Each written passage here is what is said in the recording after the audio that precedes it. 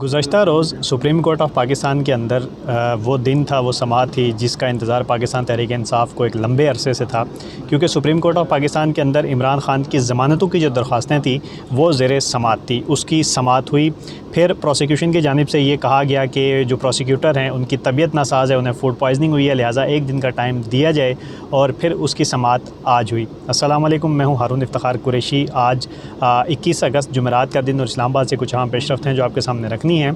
आज supreme Court of Pakistan के अंदर इमरान ख़ान की जो ज़मानतों की दरख्वास्तें थी 9 मई केसेस में, उसकी समाअत हुई, मगर उसमें ये हुआ कि जो 3 रुकनी बेंच कल समाअत कर रहा था, आज उस बेंच में तब्दीली की गई। इमरान ख़ान के 9 मई के 8 मुकदमात की ज़मानत जो केस था उसकी समाअत करने वाला जो बेंच था वो तब्दील कर दिया गया है।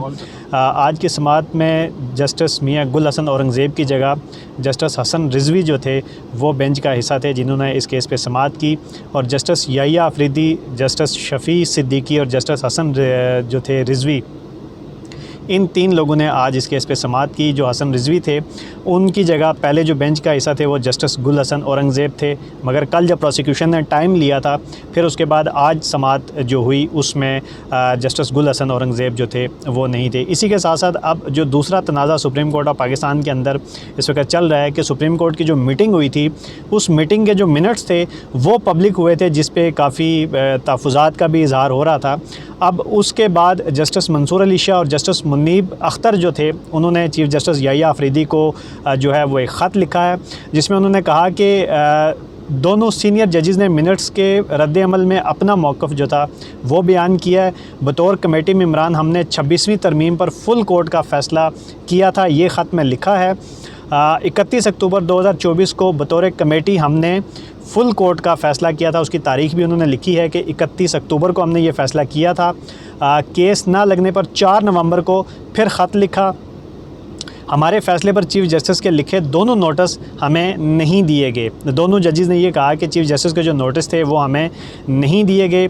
चीफ़ जस्टिस ने अपना नोट जुडिशल कमीशन की मीटिंग में जो था वो पढ़ा कि जो उन्होंने क्या नोट लिखा था।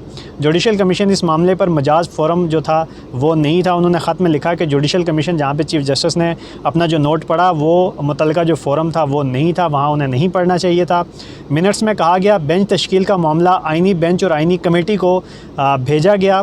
इस वक्त आइनी बेंच और आइनी कमेटी का वजूद ही नहीं था, यानी कि जब ये बात की गई उस वक्त ना तो आइनी बेंच था और ना ही आइनी कमेटी थी।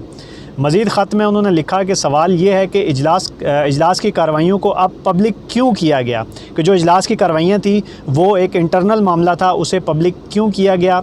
कार्रवाई पब्लिक करने की वजाहत सितंबर में आइनी बेंच के दोबारा फंक्शनल होने पर वाज़े हो गई थी। 31 अक्टूबर इजलास के मिनट्स वाज़े करते हैं कि दोनों जजेस का इजलास हुआ था, यानी कि उस मीटिंग के हवाले से जब वो पब्लिक हुआ तो उसमें ये चीज़ वाज़े हो गई कि दोनों का जजेस का जो था वो इजलास हुआ था। मज़ीद ख़त में लिखते हैं कि फ़ैसले के बाद फुल कोर्ट बनाना लाजिम था और कोई इसको ख़त्म नहीं कर सकता, यानी कि एक चीज़ अब फ़ैसला हो चुका था कि फ़ुल कोर्ट बनेगी तो उसे कोई भी ख़त्म नहीं कर सकता था। चीफ़ जस्टिस के लिखे गए 2 खतूत में अक्सरियती फ़ैसले की बेतौकीरी की वजह बताई गई है कि जो फ़ैसला अक्सरियत ने किया था उसकी बेतौकीरी हुई, उसे नहीं माना गया, तो उसकी वजह बताई गई थी। 31 अक्टूबर 2024 को जस्टिस मंसूर अली शाह और जस्टिस मुनीब ने चीफ़ जस्टिस से फुल कोर्ट तश्कील देने के लिए जो थी वो मुलाकात की थी। ये भी ख़त के अंदर लिखा गया है। मुलाकात में सुप्रीम कोर्ट और चीफ़ जस्टिस पर उठने वाले सवालात पर बात की गई। मुलाकात में अवामी एतमाद की बहाली का हल इज्तमाइयत फुल कोर्ट ही बताया गया है कि जो सवालात उठते हैं अवामी एतमाद इसी वजह से हो सकता है कि फ़ुल कोर्ट बनाई जाए। कोशिशों के बावजूद भी चीफ़ जस्टिस ने आइनी बेंच के सामने मुकदमात लगाने का जो मौक़िफ़ था वो अपनाया। मुलाकात में चीफ़ जस्टिस फुल कोर्ट तश्कील पर हिचकिचाहट का शिकार है। चीफ़ जस्टिस ने मामले पर 1 घंटे बाद दोबारा मुलाकात का कहा। 1 घंटे के बाद चीफ़ जस्टिस मुनीब के चैम्बर में आए। चीफ़ जस्टिस ने तमाम जजेस से इनफरादी तौर पर मुलाकात का बताया कि चीफ़ जस्टिस ने तमाम जजेस से अकेले जो है वो मुलाकात की है। हमने चीफ़ जस्टिस की इनफरादी तौर पर राय लेने को कानून और प्रैक्टिस के बरक्स करार दिया कि ये कानून के बरक्स है कि चीफ़ जस्टिस जो है वो इनफरादी तौर पर राय दें।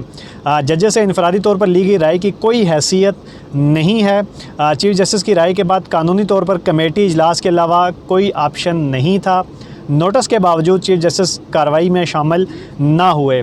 अक्सरियत की बुनियाद पर हमने 4 नवंबर को फुल कोर्ट तश्कील देने का फ़ैसला दिया था। फुल कोर्ट के लिए रजिस्ट्रार को भी हिदायत जारी की गई थी। कमेटी इजलास के फ़ैसले पर चीफ़ जस्टिस का लिखा गया नोट हमें नहीं दिया गया, यानी कि जो फुल कोर्ट के लिए जो कमेटी इजलास के फ़ैसले पर चीफ़ जस्टिस ने जो नोट लिखा था वो हमें नहीं दिया गया।